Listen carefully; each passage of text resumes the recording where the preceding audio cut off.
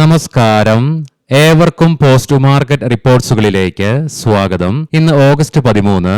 അങ്ങനെ ഇന്ന് range bound trading സെഷന് ശേഷം നഷ്ടം നേരിടേണ്ടി വന്ന നിഫ്റ്റിക്ക് ഇന്ന് CSA ക്ലോസിംഗ് വന്നപ്പോൾ 40 പോയിന്റുകളുടെ നേരിയ നഷ്ടത്തോടുകൂടി ട്രേഡിംഗ് അവസാനിപ്പിക്കുവാനായെങ്കിലും ഈ കലണ്ടർ മാസം ഇതാദ്യമായിട്ട് 24,400 എന്ന ലെവലിന് താഴെയായിട്ട് നിഫ്റ്റിക്ക് ക്ലോസിംഗും രേഖപ്പെടുത്തേണ്ടതായിട്ട് വന്നു. മാത്രമല്ല തുടർച്ചയായി ഇന്ന് മൂന്നാമത്തെ ട്രേഡിംഗ് സെഷനിലും നിഫ്റ്റിക്ക് നെഗറ്റീവ് സെന്റിമെന്റ്സോട് കൂടിയിട്ടാണ് ക്ലോസിംഗും രേഖപ്പെടുത്തുവാൻ സാധിച്ചത്.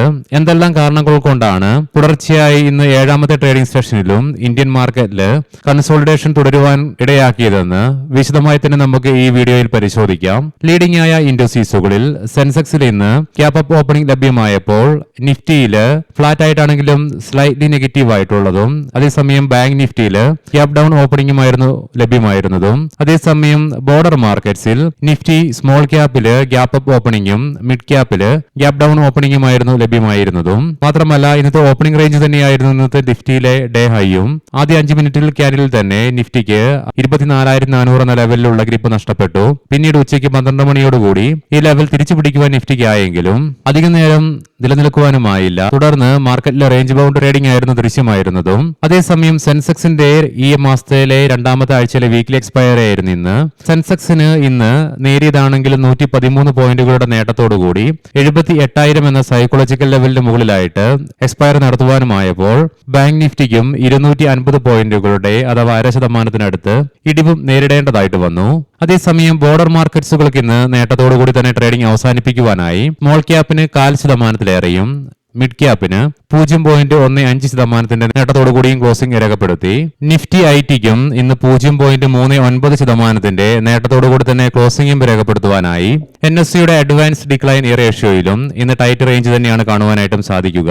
1512 സ്റ്റോക്കുകൾക്ക് നേട്ടത്തോടുകൂടിയും അതേസമയം 1538 സ്റ്റോക്കുകൾക്ക് നഷ്ടത്തോടുകൂടിയും ട്രേഡിംഗ് അവസാനിപ്പിക്കേണ്ടതായിട്ടും വന്നു.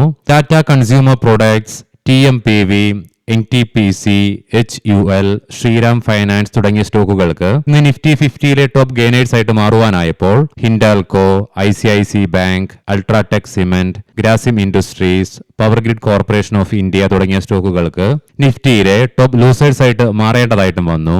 Bank, automobile, health care, metal and mining, oil and gas, capital goods, power, insurance, hospitality, textiles തുടങ്ങിയ മേഖലകൾക്ക് ഇന്ന് നഷ്ടത്തോടുകൂടി ട്രേഡിംഗ് അവസാനിപ്പിക്കേണ്ടി വന്നപ്പോൾ finance, IT, FMCG, chemicals, telecom, infrastructure, real estate, aviation തുടങ്ങിയ മേഖലകൾക്ക് ഇന്ന് നേട്ടത്തോടുകൂടിയും ട്രേഡിംഗ് അവസാനിപ്പിക്കുവാനുമായി. ഇന്ത്യൻ രൂപയ്ക്ക് ഇന്ന് US ഡോളറിനെതിരെ ഇന്നലത്തെ ക്ലോസിംഗ് ലെവലിൽ നിന്നും 13 പൈസയുടെ നഷ്ടത്തോടുകൂടി 95.46 എന്ന ലെവലിലായിട്ടാണ് ക്ലോസിംഗും രേഖപ്പെടുത്തേണ്ടതായിട്ട് വന്നത്. നമ്മുടെ മാർക്കറ്റ് അടയ്ക്കുന്നതിന് തൊട്ട് മുന്നേ മാക്സ് ഹെൽത്ത് കെയറിന്റെ Q1 ഏർണിംഗ്സുകൾ പ്രസിദ്ധീകരിച്ചിട്ടുണ്ട്. കമ്പനിയുടെ നെറ്റ് പ്രോഫിറ്റില് 3% വർധനവ് ഇയർ ഓൺ ഇയർ ബേസിസിൽ രേഖപ്പെടുത്തിക്കൊണ്ട് 357 കോടി രൂപ റിപ്പോർട്ട് ചെയ്തപ്പോൾ റവന്യൂവില് 15% വർധനവും രേഖപ്പെടുത്തി. Q1 കമ്പനിയുടെ നെറ്റ് പ്രോഫിറ്റില് 17% വർധനവ് റിപ്പോർട്ട് ചെയ്തതിനെ തുടർന്ന് സൺ TV നെറ്റ്വർക്സിന്റെ സ്റ്റോക്ക് പ്രൈസിൽ ഇന്ന് 6% ഉയർച്ച ഇൻട്രാഡേ ബേസിസിലും അനുഭവപ്പെട്ടു. 7 വർഷങ്ങൾക്ക് ശേഷം വീണ്ടും ഇന്ന് ആദ്യമായിട്ട് പഞ്ചസാരയുടെ വിലയില് കിൻഡലിന് 4,400 തൊട്ട് 4,800 എന്ന ലെവലിലേക്ക് എത്തിച്ചേർന്നതിനെ തുടർന്ന് ബൽറാംപൂർ ചീനി, ദാൽമിയ ഭാരത് തുടങ്ങിയ ഷുഗർ സ്റ്റോക്കുകളില് 7% ഉയർച്ച ഇൻട്രാഡേ ബേസിസിലും അനുഭവപ്പെട്ടു. ഇനി നമുക്ക് ഇന്ന് നമ്മുടെ മാർക്കറ്റിനെ നേരിയതാണെങ്കിലും നഷ്ടത്തോടുകൂടി തന്നെ ട്രേഡിംഗ് അവസാനിപ്പിക്കുവാൻ ഇടയാക്കിയ ഘടകങ്ങൾ എന്തൊക്കെയാണെന്ന് വിശദമായി തന്നെ പരിശോധിക്കാം. ഇന്നലെ US നിന്ന് വന്ന ഇൻഫ്ലേഷൻ ഡാറ്റ US മാർക്കറ്റിന് ഗുണകരമായതുപോലെ തന്നെ ഇന്ന് ഇന്ത്യൻ മാർക്കറ്റിനും ഗുണം ചെയ്തു. കൂടാതെ ഇന്ന് രാവിലെ മുതൽ എണ്ണയുടെ വിലയിൽ അനുഭവപ്പെട്ട ഇടിവും മാത്രമല്ല ഗ്ലോബൽ ക്യൂസ് പോസിറ്റീവായിട്ട് നിന്നത് ഇന്ന് ഇന്ത്യൻ മാർക്കറ്റിനെയും തുണച്ചെങ്കിൽ തുടർച്ചയായി 3 ട്രേഡിംഗ് സെഷനുകളുടെ ബൈയിങ്ങിന് ശേഷം ഇന്നലെ ഇന്ത്യൻ ക്യാഷ് മാർക്കറ്റില് 102.5 കോടി രൂപയ്ക്ക് വിദേശ ധനകാര്യ സ്ഥാപനങ്ങൾ വീണ്ടും നടത്തിയ സെല്ലിങ്ങും, കൂടാതെ ഇന്ന് ഇന്ത്യൻ രൂപയ്ക്ക് US ഡോളറിനെതിരെ ഇന്നലത്തെ ക്ലോസിംഗ് ലെവലിൽ നിന്നും നേരിടേണ്ടി വന്ന 13 പൈസയുടെ ഇടിവും ഇന്ത്യൻ മാർക്കറ്റിന് ക്ഷീണമേൽപ്പിക്കുകയും ചെയ്തു. ഇതിനെല്ലാം പുറമെ വരുന്ന പുതിയ റിപ്പോർട്ടുകൾ പ്രകാരം ഗൾഫ് മേഖലയിലെ യുദ്ധം ശാശ്വതമായിട്ട് അവസാനിപ്പിക്കുന്നതിനുള്ള ധാരണയിലെത്തുന്നതുമായി ബന്ധപ്പെട്ടുള്ള വിഷയത്തില് ഇറാനും അമേരിക്കയും തമ്മിലുള്ള ഭിന്നത തുടരുന്നതായിട്ട് ഇന്ന് റോയിട്ടേഴ്സ് റിപ്പോർട്ട് ചെയ്യുകയും ചെയ്തു. ഈ ഒരു റിപ്പോർട്ടും ഇന്ന് മാർക്കറ്റിനെ സാരമായ രീതിയിൽ തന്നെ ബാധിക്കുകയും ചെയ്തു.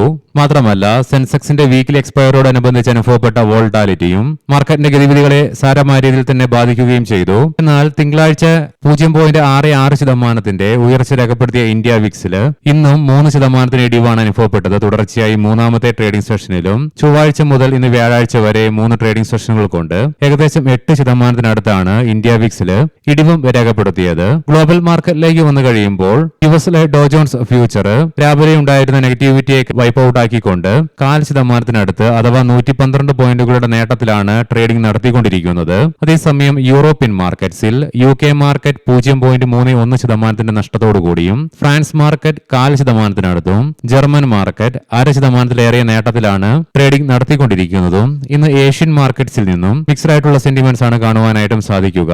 അതേസമയം ഇന്ന് ജപ്പാൻ, കൊറിയൻ മാർക്കറ്റുകൾക്ക് ശക്തമായ പ്രകടനവും കാഴ്ചവെക്കുവാനായി. കൊമോഡിറ്റിയിൽ ബ്രെന്റ് ക്രൂഡിന്റെ വിലയിൽ 2% ക്രൂഡ് ഓയിലിന്റെ വിലയിൽ 2%-ലേറെയും അതേസമയം ഗോൾഡിന്റെ വിലയിൽ 0.5%-ന്റെയും ഇടിവാണ് അനുഭവപ്പെടുന്നതും. ബ്രെന്റ് ക്രൂഡിന്റെ വില $87.29 ക്രൂഡ് ഓയിലിന്റെ വില $81 per ബാരലിനിടയിലേക്കും എത്തിച്ചേർന്നപ്പോൾ ഗോൾഡിന്റെ വില $4,385.44 per ഔൺസ് എന്ന നിലയിലായിട്ടാണ് ട്രേഡിംഗ് നടത്തിക്കൊണ്ടിരിക്കുന്നതും. ഇനി നമുക്ക് ഇന്നത്തെ പ്രധാനപ്പെട്ട സ്റ്റോക്കിംഗ് ന്യൂസുകൾ പരിശോധിക്കാം. മുൻകൂട്ടി ഓർമ്മിപ്പിച്ചുകൊള്ളട്ടെ, ഇത് ഒരു ബൈ ഓർ സെൽ റെക്കമെൻഡേഷൻ അല്ല. തൈറോക്കെയർ കമ്പനിയുടെ ഫൗണ്ടർ 9.9% ഓഹരികൾ ഇന്ന് ബ്ലോക്ക് ഡീൽ വഴി വിറ്റഴിച്ചു. ഇതിനെ തുടർന്ന് ഇന്ന് സ്റ്റോക്കില് ഏകദേശം 7% ഇടിവ് ഇൻട്രാഡേ ബേസിസിൽ അനുഭവപ്പെടുവാനും ഇടയാക്കി. വാട്ടർ ബേസ് ലക്ഷ്യ 1:10 എന്ന റേഷ്യോയില് സ്റ്റോക്ക് സ്പ്ലിറ്റിനുള്ള അനുമതി കമ്പനിയുടെ ബോർഡ് നൽകി. ഇതിന് പ്രകാരം നിലവിൽ ഒരു ഷെയർ ഹോൾഡ് ചെയ്യുന്ന ഷെയർ ഹോൾഡർക്ക് 10 ഷെയറുകൾ അഡീഷണൽ ആയിട്ട് ലഭിക്കും.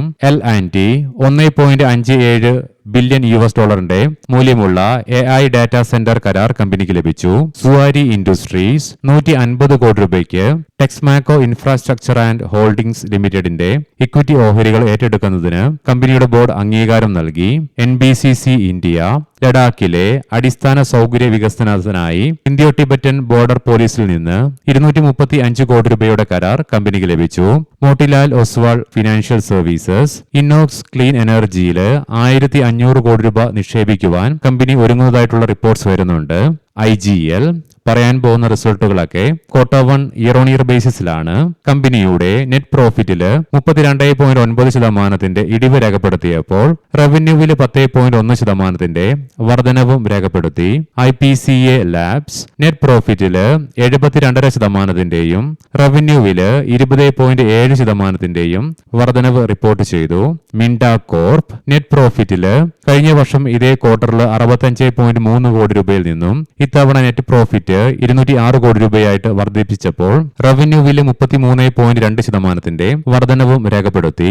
ഗോദ്രേജ് ഇൻഡസ്ട്രീസ് നെറ്റ് പ്രോഫിറ്റില് 18.6%-ന്റെ ഇടിവ് രേഖപ്പെടുത്തിയപ്പോൾ റവന്യൂവിലെ 22.2%-ന്റെ വർധനവും രേഖപ്പെടുത്തി. ആദിത്യ ബിർള റിയൽ എസ്റ്റേറ്റ് കഴിഞ്ഞ വർഷം ഇതേ ക്വാർട്ടറിൽ 25.5 കോടി രൂപ ലോസിൽ നിന്നും ഇത്തവണ 38.6 കോടി രൂപയിലേക്ക് നെറ്റ് ലോസ് വർദ്ധിപ്പിച്ചപ്പോൾ റവന്യൂവില് 30.3%-ന്റെ വർധനവും രേഖപ്പെടുത്തി. ജുനിപ്പ ഹോട്ടൽസ് കഴിഞ്ഞ വർഷം ഇതേ ക്വാർട്ടറിൽ 9 കോടി രൂപ നെറ്റ് പ്രോഫിറ്റിൽ നിന്നും ഇത്തവണ 33.3 കോടി രൂപയിലേക്ക് നെറ്റ് പ്രോഫിറ്റിൽ ഉയർച്ച രേഖപ്പെടുത്തിയപ്പോൾ റവന്യൂവിലും 13%-ന്റെ വർധനവും റിപ്പോർട്ട് ചെയ്തു.